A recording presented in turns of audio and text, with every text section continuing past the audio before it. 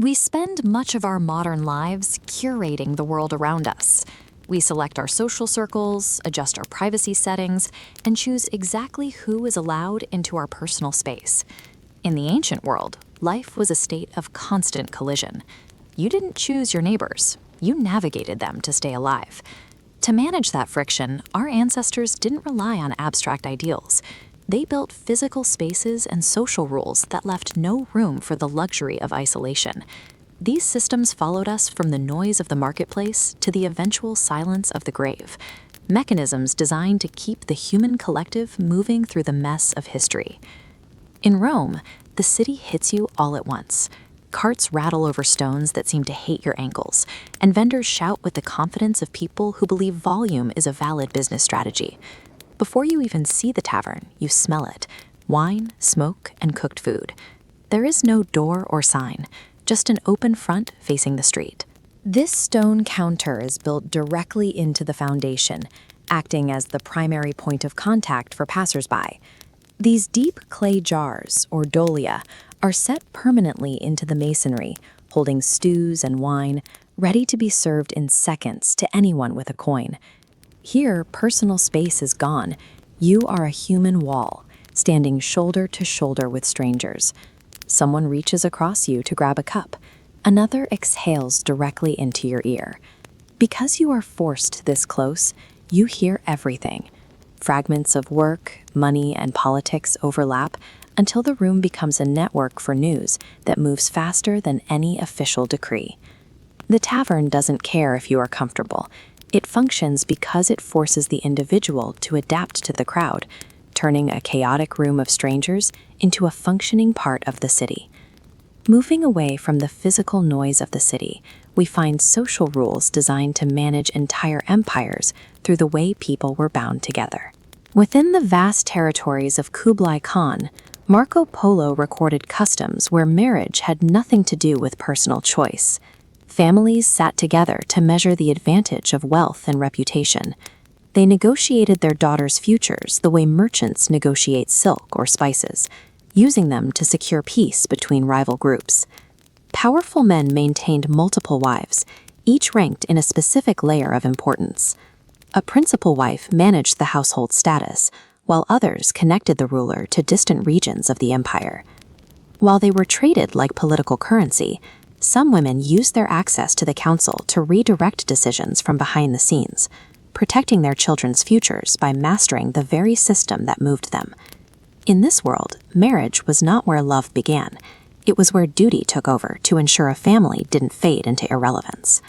But even the most calculated social contract had to face the reality of the road. Before instant communication, distance was measured in silence. Once someone disappeared over the horizon, they might as well have vanished into another world. A single letter was a massive risk. It had to survive weather and bandits just to deliver a few months-old lines of proof that someone was still alive. In the absence of a reply, people built their lives around rumors. A traveler might mention a caravan attack or a sighting in a distant city, and an entire future would shift based on a single, unverified sentence. Loyalty often lost the war against time. Many had to stop waiting, not because they forgot, but because life demanded a partner who was actually present. The final test of connection is death, the one separation that no rumor or letter can bridge.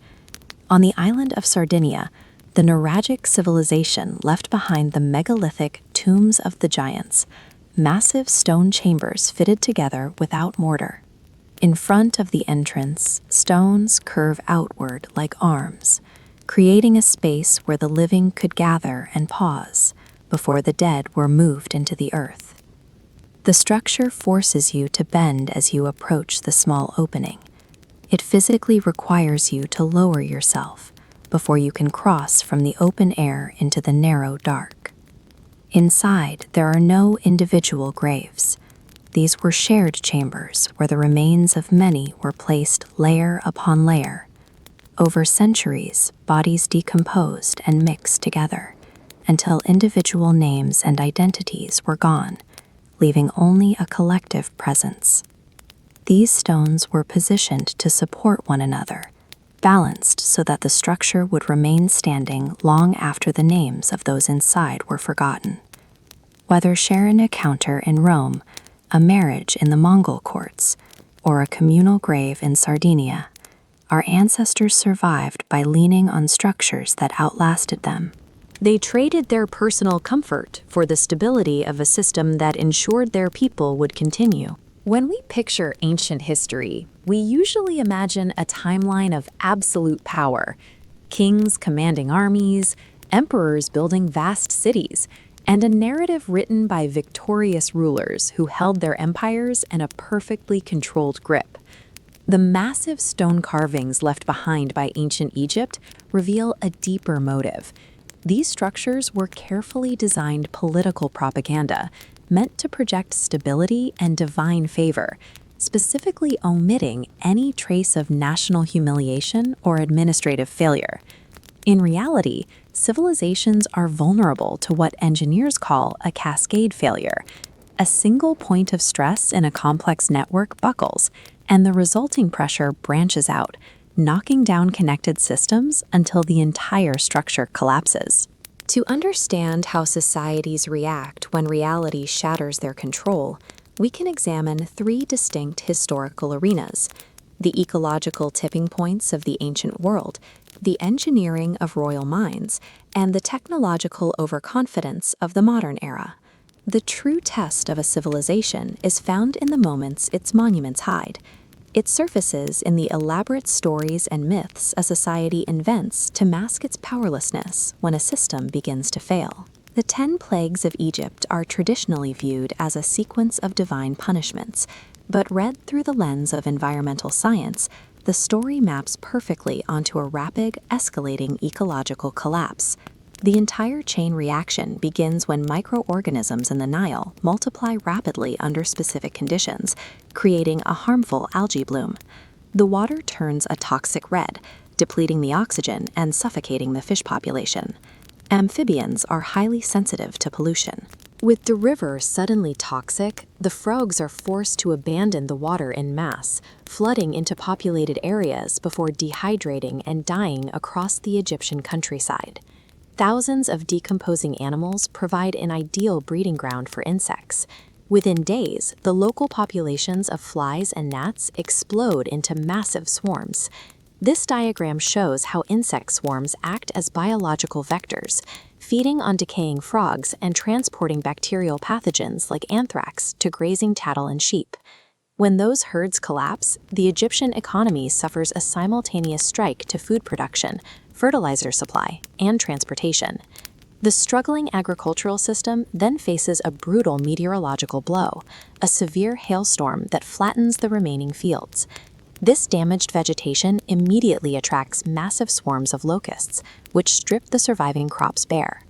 The subsequent days of darkness likely stem from a massive volcanic eruption on the island of Santorini. The resulting ash cloud blew across the Mediterranean, blotting out the sun and turning daylight into an eerie twilight. By this point, the surviving population relies on whatever grain remains in damp, compromised storage silos. In these humid conditions, toxic molds thrive. Because the heads of households traditionally received the first portions of food, they consumed the highest concentration of these deadly toxins, leading to localized epidemiological spikes. The ancient Egyptians lacked the environmental science to understand this biological domino effect. To protect the pharaoh's political legitimacy from a failing ecosystem, the administration framed the ecological meltdown as a sequence of deliberate divine interventions. Subsequent empires studied this kind of systemic fragility and decided the best defense was to engineer the perfect human leader from childhood. In ancient Greece, the focus was intellectual. Rulers hired philosophers to build a young prince's logical and moral foundations. Aristotle served as tutor to Alexander the Great, prioritizing scientific observation and ethics to ensure the heir could make rational decisions under pressure. The Persian Empire focused on the character of the ruler. To govern a vast, diverse territory, young nobles were subjected to rigorous training in archery and endurance. Their culture viewed deception as a fatal weakness, believing that a king who spoke the absolute truth would maintain the loyalty of his people. Rome required a different skill set entirely. Roman education prioritized rhetoric, training future leaders in the art of public speaking.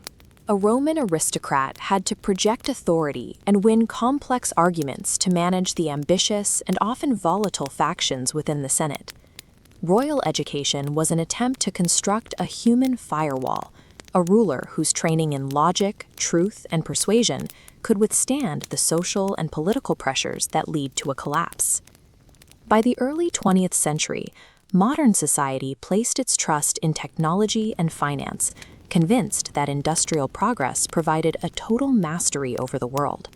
The RMS Titanic stood as the physical embodiment of this confidence.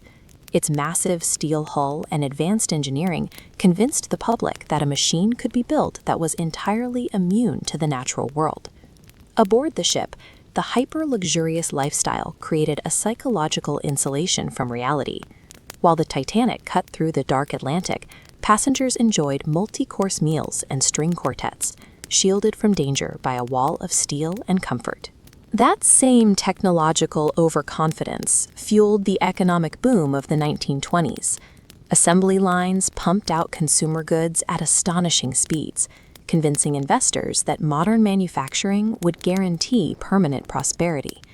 The culture responded with a celebration of the era, cities filled with jazz clubs and new social freedoms, while a sense of endless optimism masked the growing financial instabilities beneath the surface. The stock market became a national obsession. Investors rushed to buy shares in companies they believed would grow endlessly, often borrowing heavily to join a market that seemed unstoppable. Then these modern illusions shattered. The Titanic struck the ice, and the market violently collapsed in the autumn of 1929, erasing vast fortunes in a single afternoon. Despite our advanced engineering and complex financial systems, the modern world suffered its own cascade failure. The assumption that we had finally mastered nature and economics proved to be a lethal illusion. Across the centuries, our coping mechanisms remain consistent. Ancient Egyptians blamed angry gods, Romans pointed to flawed senators, and modern society blamed a market panic or an error in engineering. Even with sophisticated technology, human psychology remains unable to accept our vulnerability to complex, uncontrollable systems. History survives as a collection of the fragile stories we construct to maintain a sense of agency in an unpredictable universe. We tend to treat history as a comprehensive record, a clean timeline of emperors, monuments, and battles fixed permanently in ink. But relying purely on what was written down creates a false sense of certainty. We assume that if an event or a person didn't make it into a surviving text, it didn't exist. The most influential forces in the past often occupy the blind spots. They exist in missing concepts, erased individuals, and the daily systems that historians simply ignored. To understand the mechanics of the past, we have to look away from the monuments and investigate the silences. Ancient Rome was a city of 1 million people, defined by crowded streets and high mortality. But while Romans understood murder for profit or power, the concept of a serial killer was entirely absent. Repeated, patterned murder occurred, but the society lacked the psychological framework to identify it. Without a label for the behavior, the pattern remained invisible. On a map of Roman deaths, there were simply no clear connections. Poisonings were treated as isolated tragedies. Instead, investigations followed a strict flowchart. They looked for political or financial motives. If neither existed, deaths were blamed on the gods, explicitly excluding other possibilities. This chaotic environment allowed poisoners to thrive. Because their crimes lacked a traditional motive, their quiet actions perfectly blended into the background noise of a city where people died every single day. The killers were never caught because the Roman legal system lacked the conceptual lens required to even notice them. In China, the blind spot is human. We see the Great Wall as a monument to imperial power, but its incredible physical scale masks the harsh reality of the anonymous people who were permanently stationed there. For the soldiers on the wall, the experience was defined by freezing isolation and the psychological toll of a watch that never ended. They lived in constant anticipation of Xiongnu raids, a mental strain that was often as exhausting as the physical labor of guarding the border. The bureaucracy of the empire required this erasure. To maintain the narrative of a unified, invincible frontier, the individual suffering of the guards had to be scrubbed from the official record. The monument we see today is a record of stone that successfully buried the human cost required to maintain it. In medieval Persia, the blind spot was systemic. The order of assassins ruled from mountain strongholds like Alamut, creating a threat that rival powers couldn't easily explain. This led to the myth that the assassins were fanatics controlled by drugs and delusions of paradise, a story popularized by outsiders who never saw the fortress from the inside. In reality, they relied on discipline and a highly structured community. Power came from strict organization, not from illusions or intoxication. But the chronicles tell us nothing about the women of Alamut. They are entirely missing from the written history of the order. The recorded history focuses on combat, but behind every visible action was an invisible system. The massive foundation was the educational and domestic work led by women. Their missions relied entirely on this hidden half of the society. Enemies invented a theatrical legend of drugged killers to explain an efficiency they didn't understand, writing out the women who held the society together. Across Rome, China, and Persia, the same pattern emerges. When a detail is missing from the historical record, it's usually replaced by a convenient myth. Rome blamed the gods for patterns it couldn't name. China celebrated stone over the men who guarded it, and Europe invented the drugged fanatic to explain a discipline it couldn't replicate. Accepted only the official record means accepting ancient propaganda. It means seeing only what the writers of the time wanted us to see. To find the true mechanics of the past, we have to look at the gaps. The marginalized people and the unrecorded daily routines are the forces that actually built the world. We usually think of history as a ledger of physical forces. Who had the most swords, the highest walls, or the most fertile land? We assume that geography and military might are the only variables that dictate the rise and fall of civilizations. But look closer, and the patterns shift. Human order is directed by three invisible systems: leadership, belief, and commerce. When an individual or a group successfully manipulates these intangible forces, they gain the power to overwrite physical reality. They can bypass traditional obstacles and dictate outcomes without relying on a direct collision of strength. Recognizing the mechanics of these three systems reveals the architecture of power in the human world. It shows us how authority is actually seized and maintained. In 1814, Napoleon Bonaparte was a man defined by physical defeat. The European coalition had stripped him of his empire and confined him to the Mediterranean island of Elba. On paper, he was trapped, isolated by a heavily guarded coastline and lack of resources. Napoleon realized that political authority is a shared psychological construct. Sensing the building frustration in France under the new monarchy, he escaped his island with a handful of loyalists and began a march on Paris, banking entirely on his status as a living symbol. Near Grenoble, he stood face to face with a royalist army sent to stop him. Instead of charging, he walked forward alone and unarmed. He stood in front of their loaded rifles and challenged them to shoot their emperor. He created a vacuum of action. By refusing to fight, he forced the soldiers to see their former commander rather than a target. Their doubt turned into defection. They lowered their rifles and joined his march, turning a military confrontation into a parade. Leadership of this scale does not require overpowering an opponent. It requires projecting enough absolute certainty that you force others to abandon their current reality and step into yours. In a medieval monastery, the bestiary served as a manual of theological meaning. These manuscripts dictated the nature of the universe, organizing every living thing into a system of moral and spiritual instruction. Animals functioned as living allegories to enforce doctrine.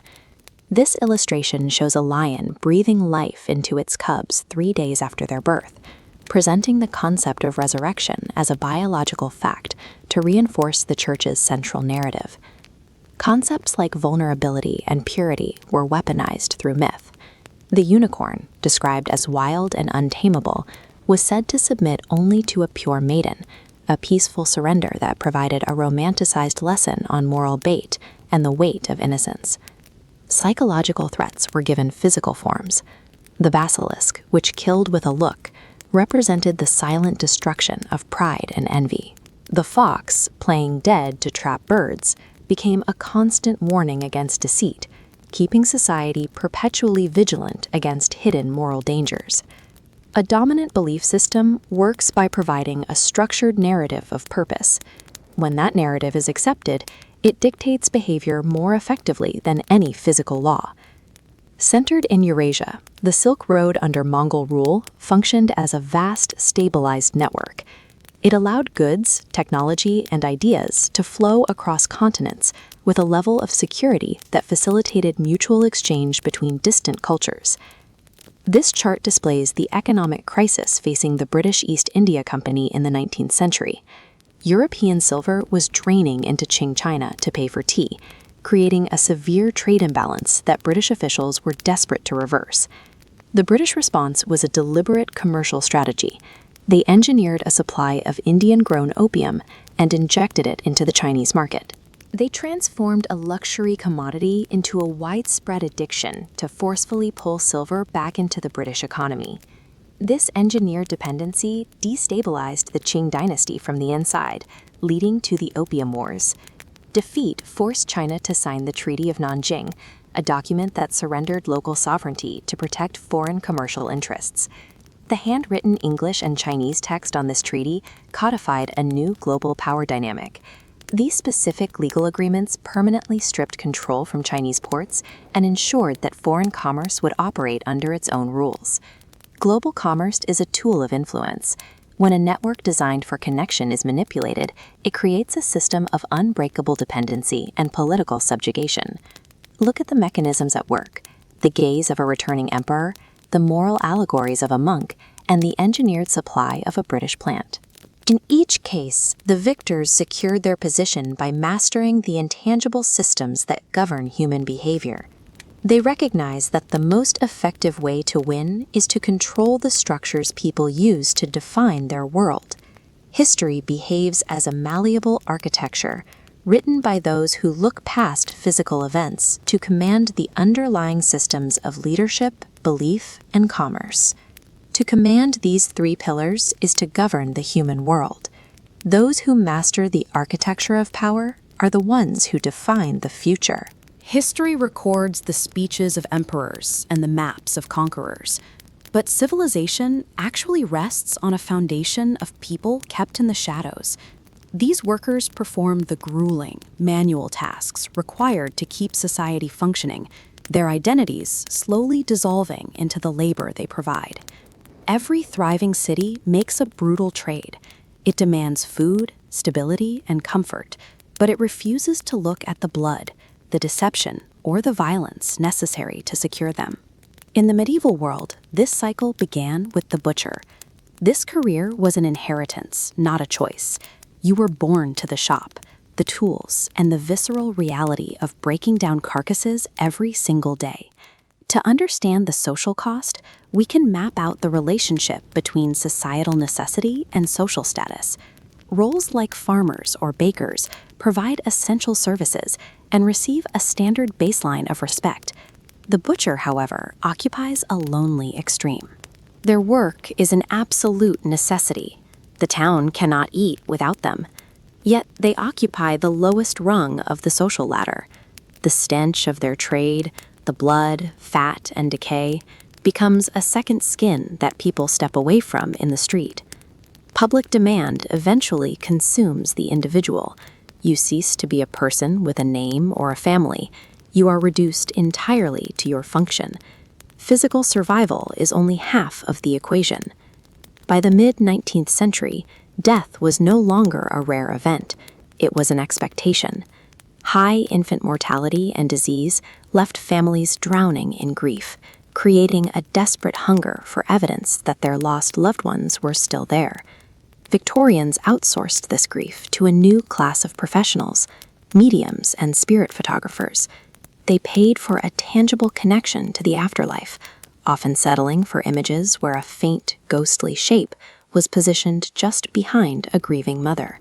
For women on the margins of society, supplying this comfort offered a rare path to authority. In a culture that kept them silent, spiritualism allowed them to lead rooms full of the wealthy and the powerful. But that power rested on a razor's edge.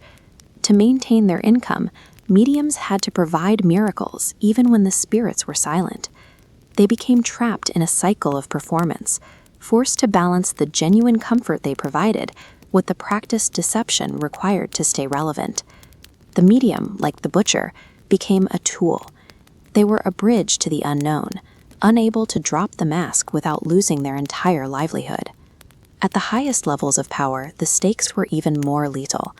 The Roman elite needed to control succession without open civil war. For Emperor Nero, that meant removing his stepbrother Britannicus before he could mount a challenge. The job required a professional, Locusta. She had mastered a specialized knowledge of Gaulish plants, learning to measure doses that mimicked natural, slow-acting illnesses. Nero integrated Locusta directly into the state's survival strategy. During a crowded banquet, Britannicus drank a specialized draught she had prepared. He collapsed and died while Nero looked on, casually dismissing the murder as a simple seizure. Success earned Locusta imperial protection and vast wealth, but it also made her entirely dependent on the regime. She was an archive of state secrets that could never be allowed to live outside of Nero's control. When Nero's power finally eroded, his assets became evidence. The new administration needed a public cleansing, and Locusta was the perfect scapegoat. Her identity was swallowed by her utility. The same skill that bought her imperial favor ensured she would be paraded through the streets and executed the moment the regime fell. This pattern extends even to the monuments we build. We construct giants specifically to carry the massive weight of a city's pride. After surviving a brutal siege, the people of Rhodes gathered the iron and timber of their enemies' abandoned weapons. They melted them down to create the Colossus, a 100-foot-tall bronze god meant to signal divine invincibility to the world. Beneath that imposing bronze skin lay a structural vulnerability. The massive weight of the statue placed constant, unforgiving pressure on its iron and stone skeleton. 60 years after its completion, an earthquake snapped the statue at the knees. The Rhodians chose to leave the giant in pieces, rather than risk rebuilding it.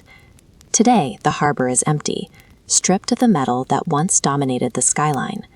The Colossus was consumed by its function. It ceased to be a guardian and instead became a permanent reminder of how easily a society's highest ambitions can shatter. History operates as a transaction. Society consumes the labor, the comfort, and the stability provided by those on the margins. The butcher breaks, the medium is cast out, the poisoner is executed, and the monument is melted for scrap. We build our world on the backs of people forced to carry its heaviest burdens, only to discard them the moment the need is met. Modern culture often treats paranoia as a psychological flaw. We describe it through irrational fears and unfounded theories, the nervous behavior of someone connecting red string on a corkboard. But for the vast majority of human history, that perception was reversed. In most civilizations, expecting the worst from the people around you wasn't a delusion. It was the single most important survival skill a person could possess. When power operates in the shadows, the line between a wild conspiracy theory and objective reality vanishes. If the system is unaccountable and violent, assuming you are being lied to is the only logical baseline for staying alive. This dynamic defines three very different eras: the cutthroat politics of ancient Rome, the spiritual paranoia of the Tudors, and 20th century America's concrete underworld. In these environments, placing blind faith in the system was an efficient way to get yourself killed. Secrecy and suspicion didn't just haunt these societies, they dictated how power was traded, held, and kept. These ruins mark the Roman Forum, the center of a political system that was dangerously unstable. Power here rarely sat neatly in one place. It shifted depending on who was strong, who was connected, and who was still breathing. This is Julius Caesar. His assassination is famous not for its secrecy, but for how incredibly obvious the plot was.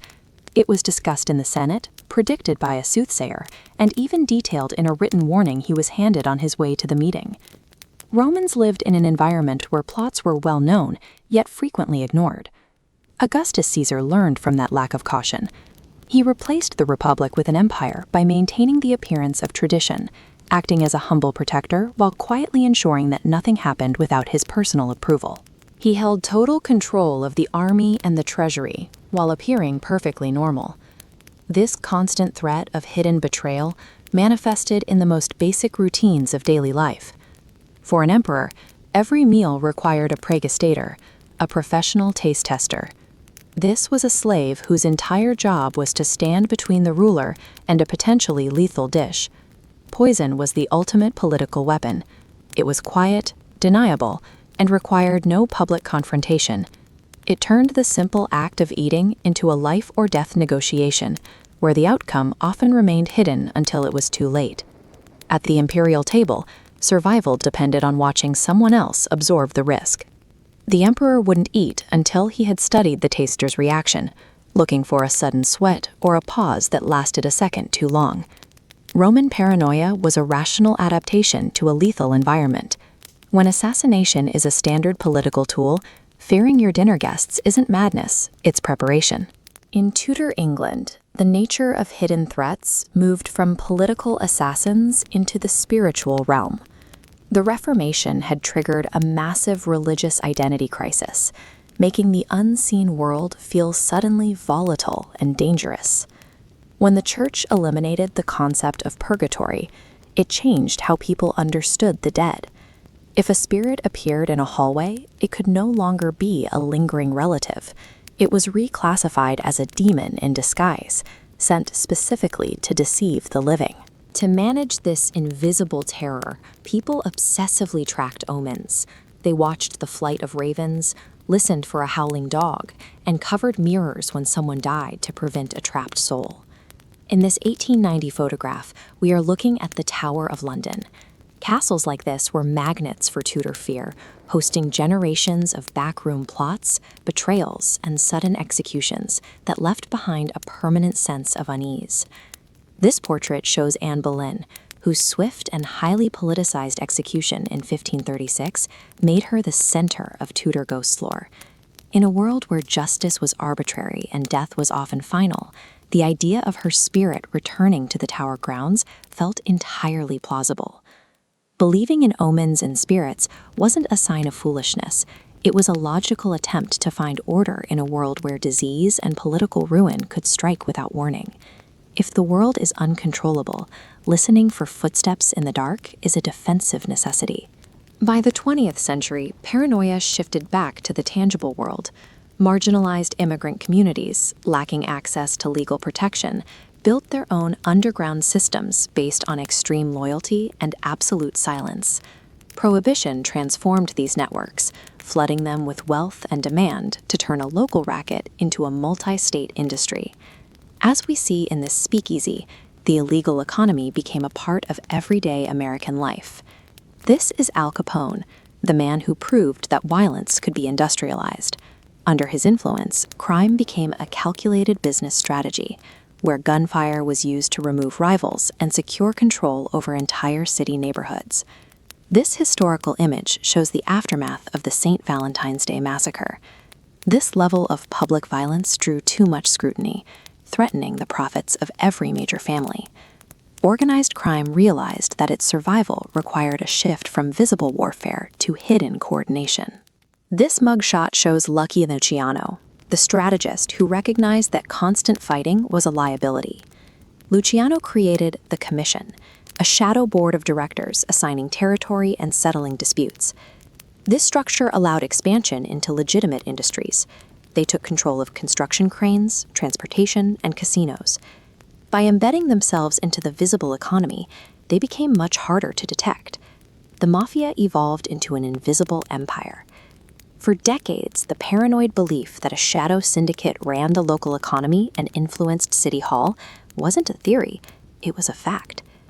History shows that suspicion is often just a high-functioning awareness.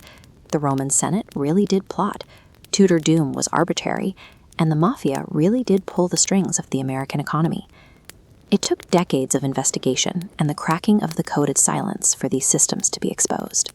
This hearing represents the moment the shadows were forced to testify in the light of day.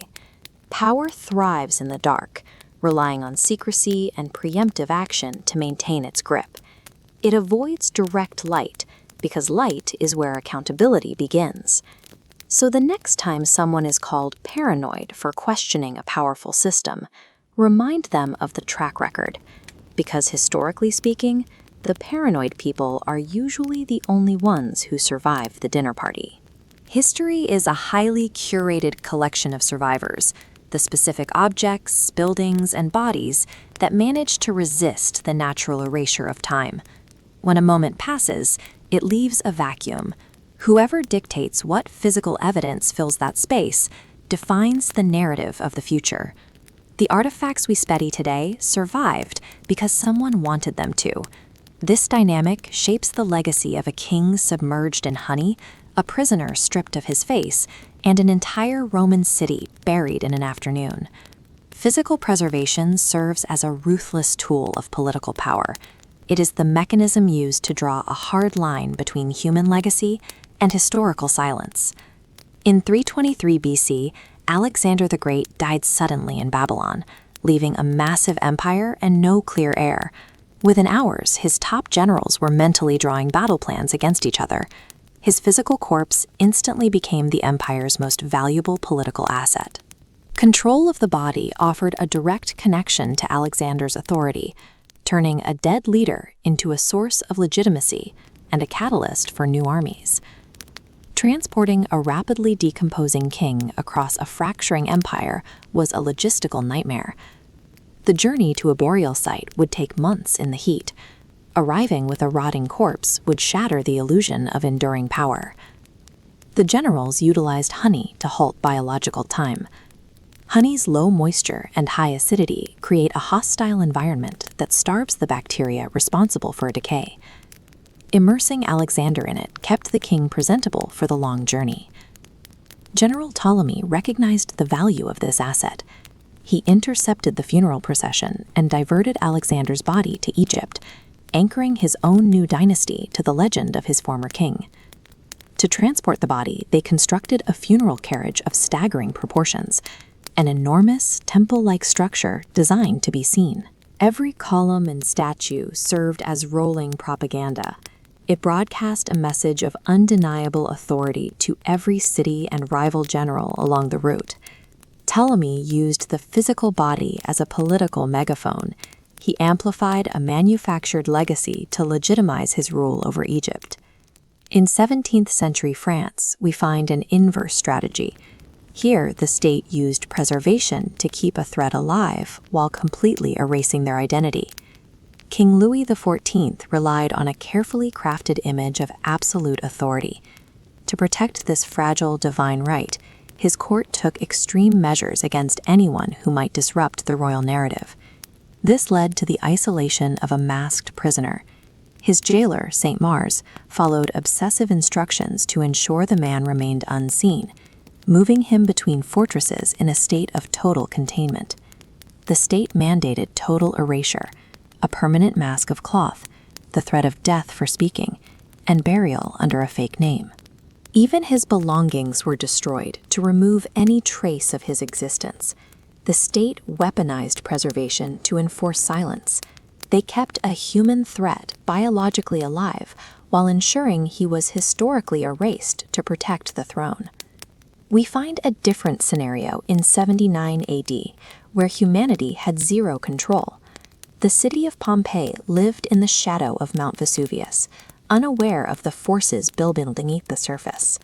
When Vesuvius erupted, a superheated surge of gas and rock, a pyroclastic surge, instantly stopped time.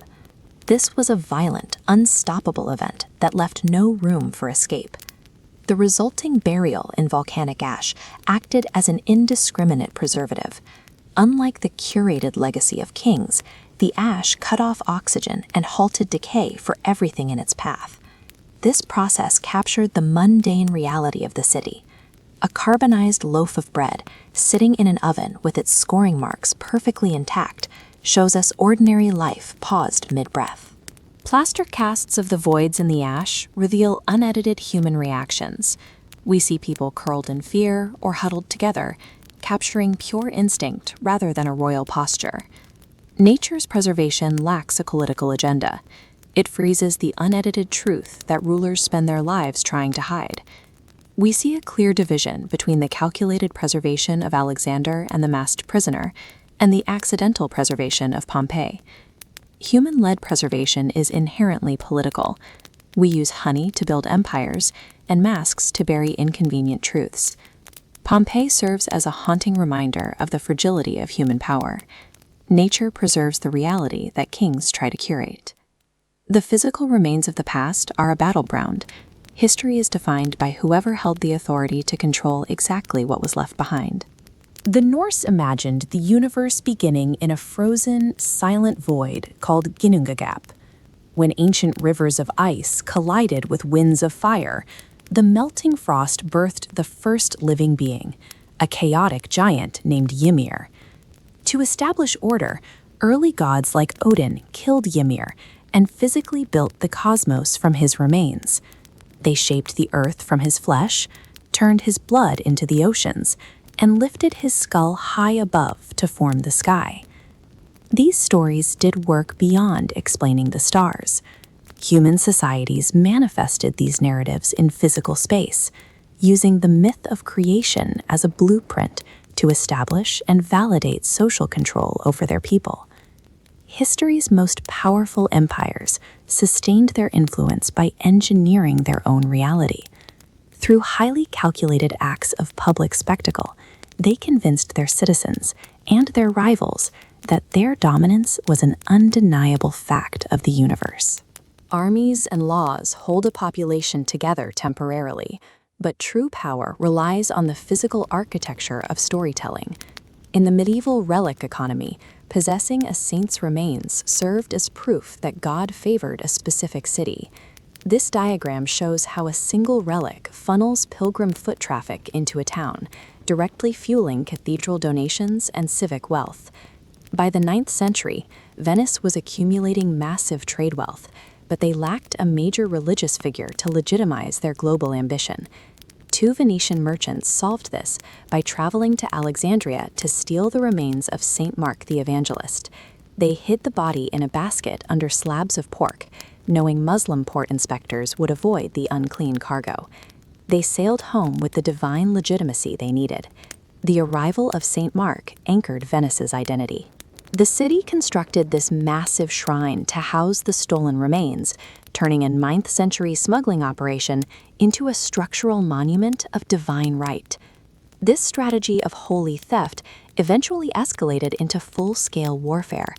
During the 1204 Fourth Crusade, Crusaders breached the walls of Constantinople and spent 3 days stripping the city of its treasures.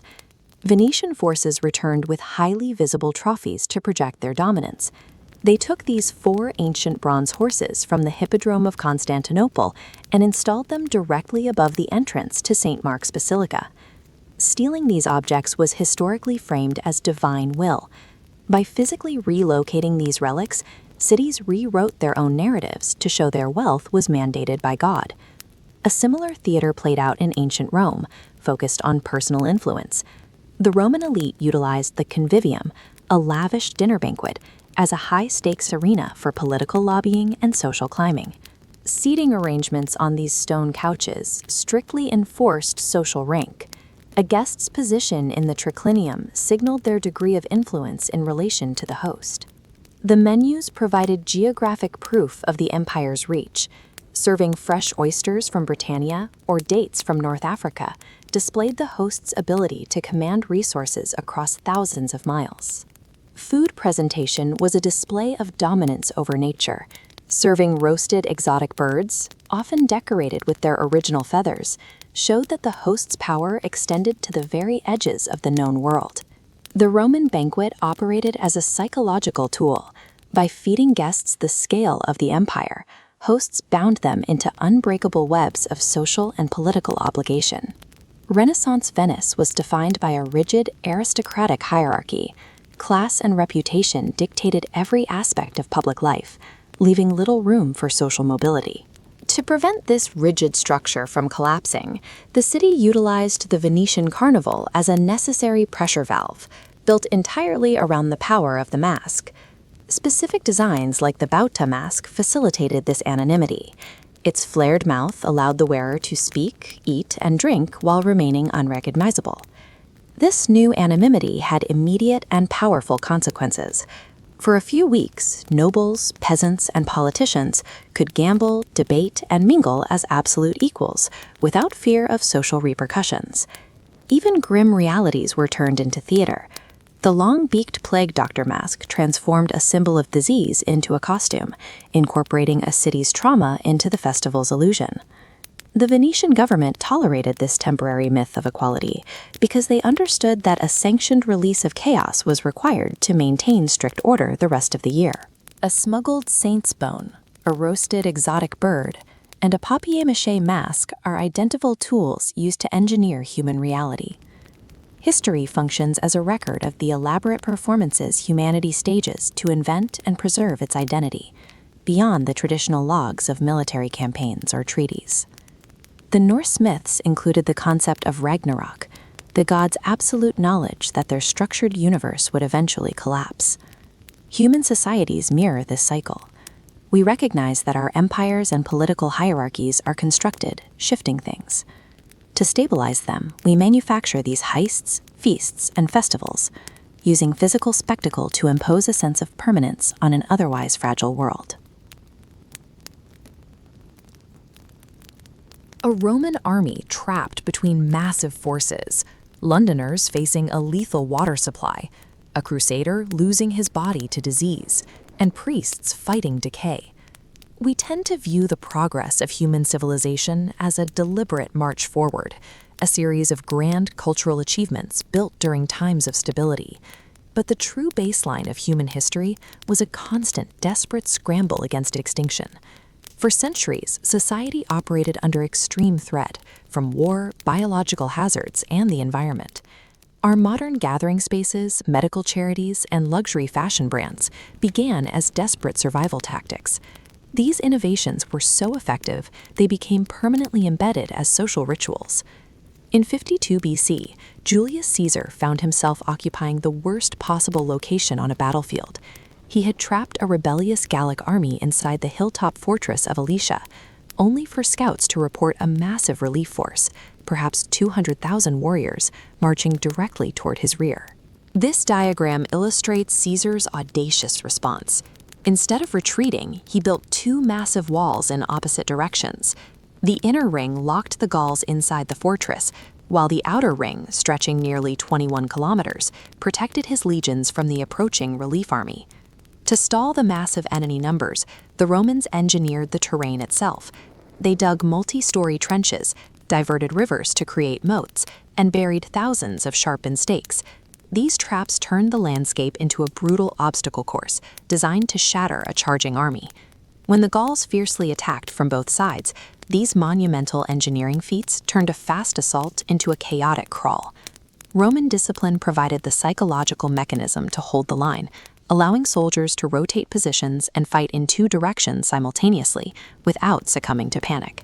Caesar's victory ritualized defensive engineering into a defining military doctrine, establishing the standard for fortification and territorial control for centuries to come. In 16th century London, the city faced a biological siege. The Thames served as a primary water supply, but it was also a dumping ground for slaughterhouse runoff and urban waste. For most citizens, drinking water was a lethal gamble. Survival depended on the brewing process. Boiling water and fermenting barley into ale, and later adding hops to create beer, killed the deadly pathogens. This safe hydration became a daily necessity for everyone from laborers to children. Producing ale at this scale required specialized fats in casks that the average cramped household lacked. The constant need for safe liquid forced citizens out of their homes into shared commercial spaces. These dispensaries evolved into the Tudor tavern, an essential social hub. Over mugs of ale, sailors and merchants shared trade news, while actors and pickpockets exchanged gossip, creating an unofficial center for London's information and culture.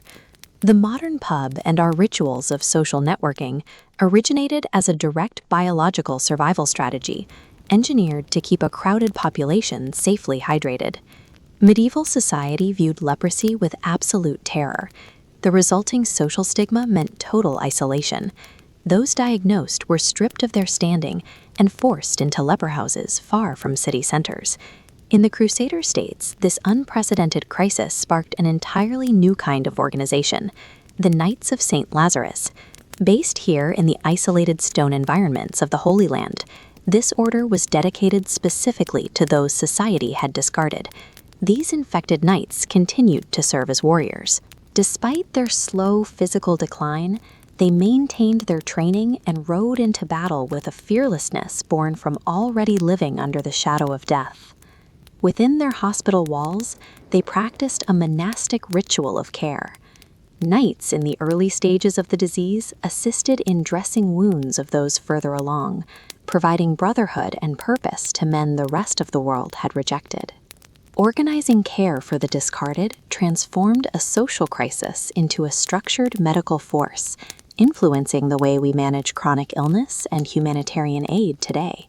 Scent began in ancient Egypt as a connection to the divine.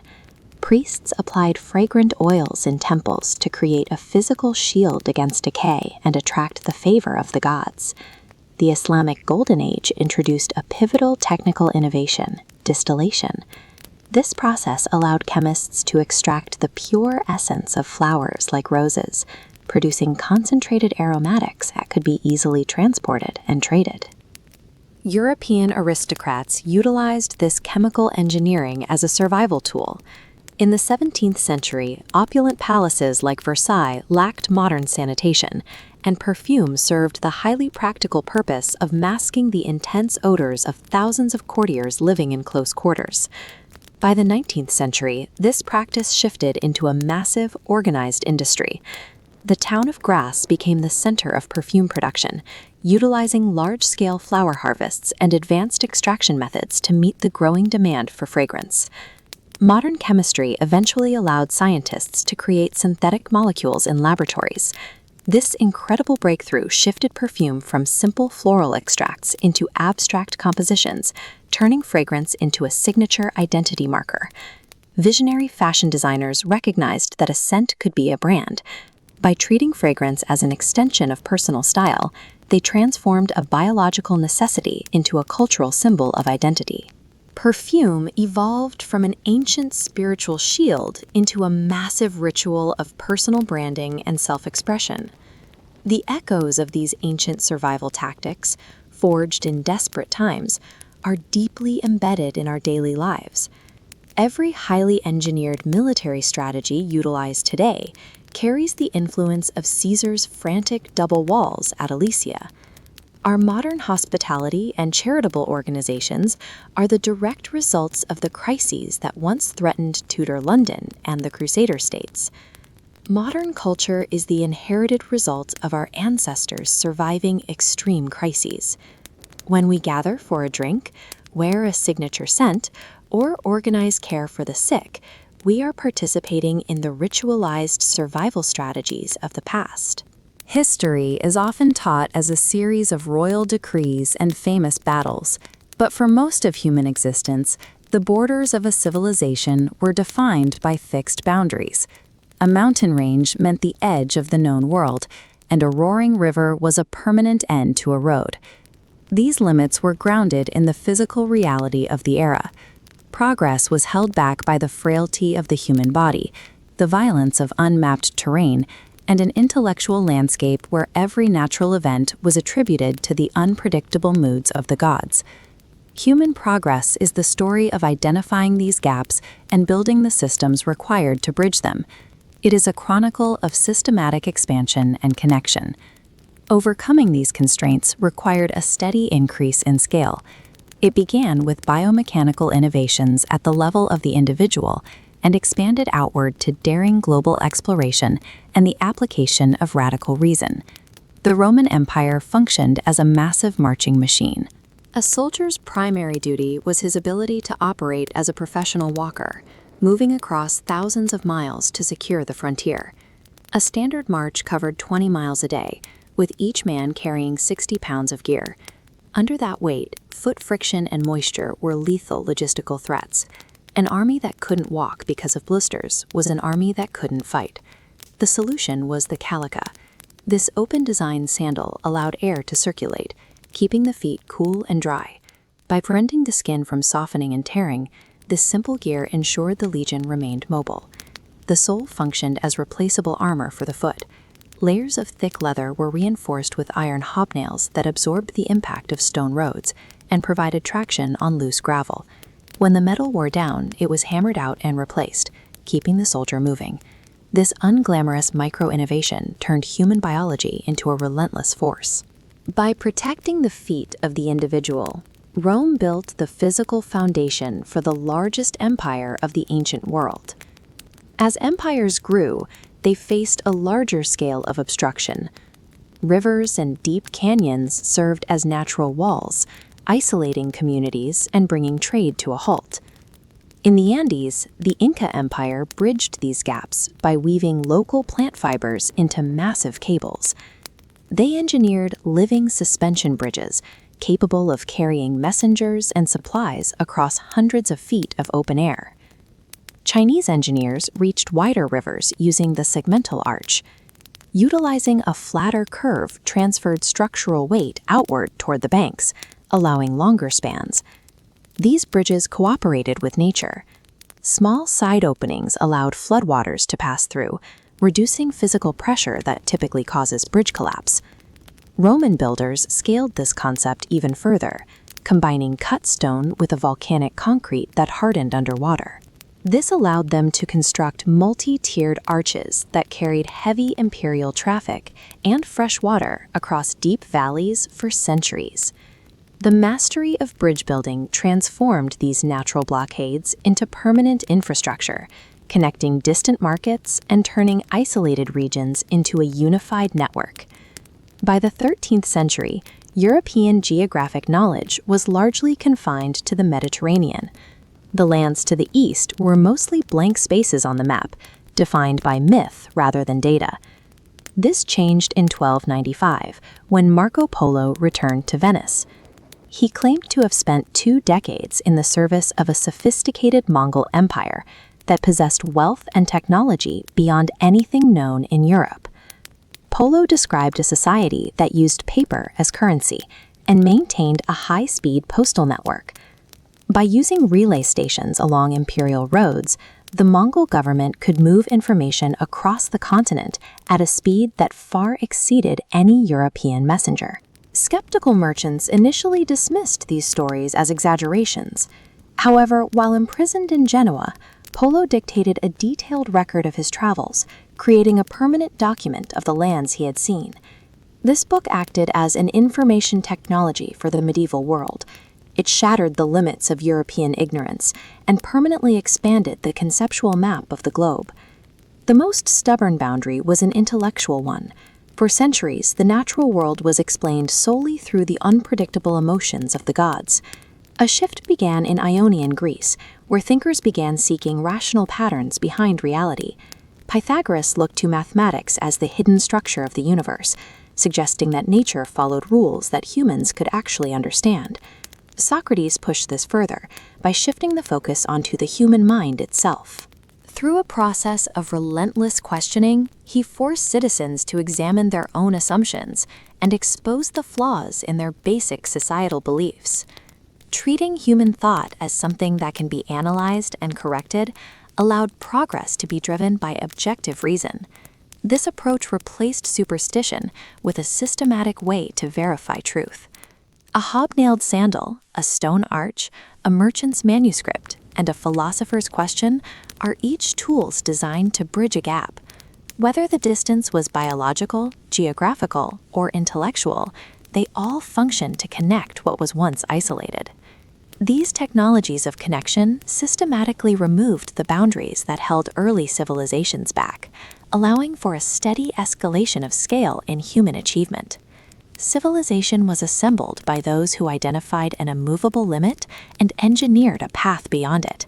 They prove that the boundaries of the world are only as permanent as our inability to build a way across them.